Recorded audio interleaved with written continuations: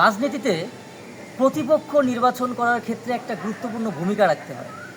এখন ধরেন আপনার ১৯৮০ দশকের পর থেকে আমরা যে বাইনারিটা দেখে এসেছি রাজনীতির মধ্যে, বিএনপি এবং আওয়ামী লীগের মধ্যে একটা প্রতিপক্ষের একটা ছিল। তারা তাদেরকে প্রতিপক্ষ ভাবতো, আবার উল্টায় এরা এদেরকে প্রতিপক্ষ ভাবতো। ফলশ্রুতিতে আমরা দেখছি যে প্রতিটা সফল নির্বাচনের পরে কিন্তু দেখা যাচ্ছে দলের বদল হতো। আজকে বিএনপি তো কালকে আওয়ামী লীগ, কালকে আওয়ামী লীগ তো পরশুদিন বিএনপি, এরকম হতো। তো নতুন দল হিসেবে এনসিপিরও কিন্তু রাজনীতিতে আসার পরে কারা হবে তাদের প্রধান প্রতিপক্ষ এটা নির্বাচন করা একটা গুরুত্বপূর্ণ বিষয় হয়ে দাঁড়িয়েছে। এবং তারা শুরুতেই কিন্তু একটা ছক্কা হাঁকিয়েছে। তারা কিন্তু সমস্ত এস্টাবলিশমেন্ট, সমস্ত পুরনো রাজনৈতিক বন্দোবস্তর বিরুদ্ধে গিয়ে কিন্তু তারা তাদের রাজনীতির বয়ান সৃষ্টি করেছে। এবং অর্থাৎ তারা কিন্তু শুরুতে বিএনপির প্রতিপক্ষ, পরবর্তীতে দেখলাম আমরা জামাতেরও প্রতিপক্ষ।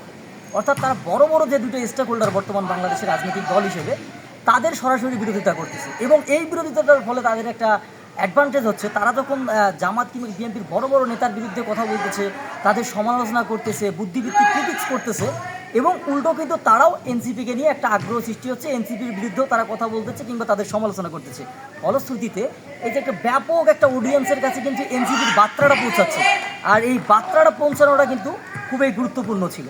এবং এই এনসিপি কিন্তু নতুন দল, অর্থাৎ সদ্য ভূমিষ্ঠ হিসেবে জন্ম নেওয়া একটা দল হিসেবে কিন্তু এনসিপি অলরেডি বিএনপি এবং জামাতকে কিছুটা রাজনীতি শেখালো বলে আমার কাছে মনে হচ্ছে। জুলাই সনদের যে স্বাক্ষর অনুষ্ঠান, সেখানে কিন্তু সকল দল কিন্তু ওখানে গিয়ে সিগনেচার করলো এবং তারা এটাকে বাহবা জানালো।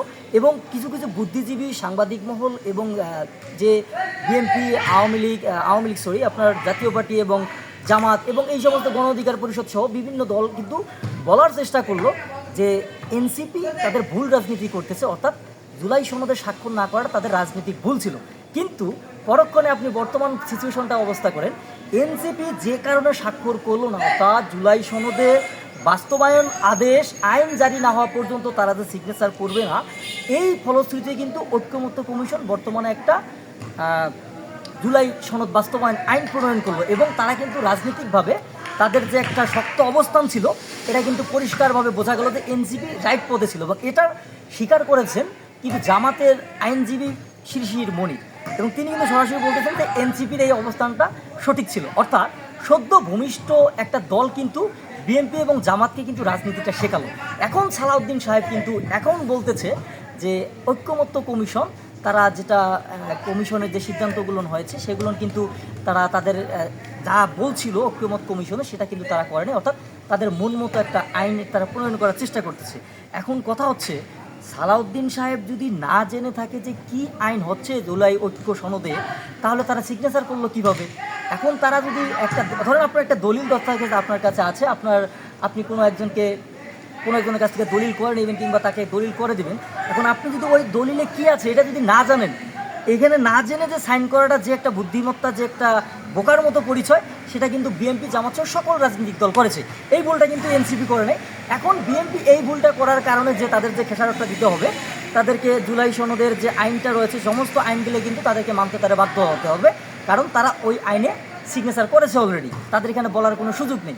এখন এনসিপি যে তাদের গুরুত্বপূর্ণ প্রতিপক্ষ হিসেবে বিএনপি জামাতকে বেছে নিল, এটা যেমন তারা অ্যাডভান্টেজ পাচ্ছে, একইভাবে গণ অভ্যুত্থানের আগে থেকে গণ অধিকার পরিষদের কিন্তু একটা অবস্থান ছিল। অর্থাৎ আমরা দেখেছি বিএনপিও যেখানে আসলে আওয়ামী লীগের বিরুদ্ধে সেভাবে কথা বলতে পারতো না, সেখানেও কিন্তু রাস্তায় দাঁড়িয়ে মার খেয়ে হলেও গণ অধিকার পরিষদ কিন্তু তাদের এই আওয়ামী লীগের বিরুদ্ধে বয়ানটা উৎপাদন করতে সক্ষম ছিল। কিন্তু বর্তমানে তাদের রাজনীতিটা হয়ে গেছে এনসিপির সমালোচনা কেন্দ্রিক।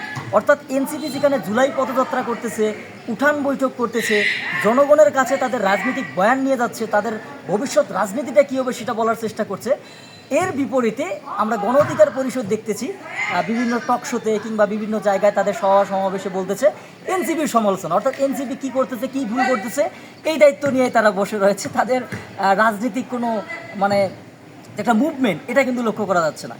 তাই যেটা বললাম, আসলে এনসিপি যেমন তাদের প্রতিপক্ষ কারা হবে এটা নির্বাচনের ক্ষেত্রে যথেষ্ট বুদ্ধিমত্তার পরিচয় দিয়েছে, সকল এস্টাবলিশমেন্টের বিরুদ্ধে গিয়ে, সকল ডিপ স্টেটের বিরুদ্ধে গিয়ে তাদের রাজনৈতিক বয়ান প্রতিষ্ঠা করার চেষ্টা করেছে, এবং ফলশ্রুতিতে সারা বাংলাদেশের মানুষ বর্তমানে এনসিপি সম্পর্কে অবগত রয়েছে।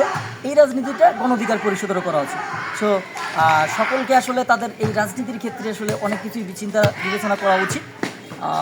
ওকে, ধন্যবাদ।